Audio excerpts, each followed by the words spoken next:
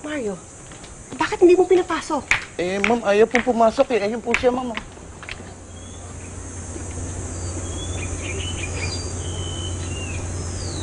Ginagawa mo dito? May dala kang gamit? Umalis na ho ako sa amin. Mas mahalaga po sa akin ang kapakanan ng nanay ko kaysa sarili kong kalayaan. Kaya, pumapayag na po ako sa gusto niyo.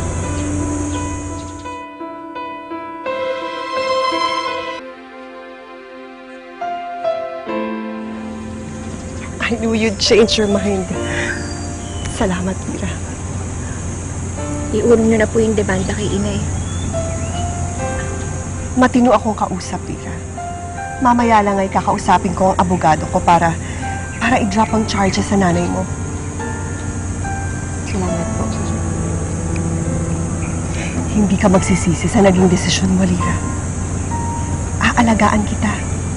Ituturing kitang parang tunay na anak.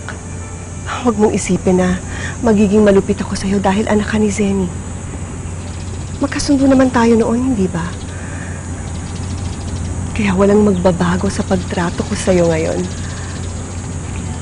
You must be tired. Halika. Halika muna sa loob.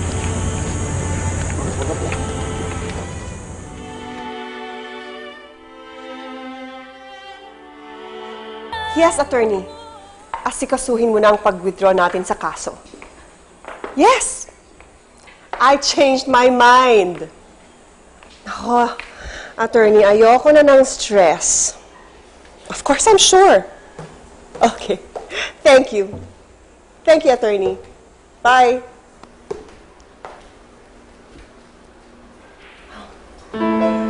Lira, narinig mo ba yung sinabi ko? Pinaurong ko na yung kaso laban sa nanay mo. You should be very happy dahil wala nang problema ang nanay mo. Salamat po. Halika, I prepared Mami? special lunch for you. Anong ginagawa mo dito? Lira?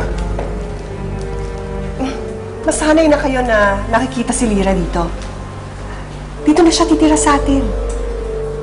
She will be part of our family.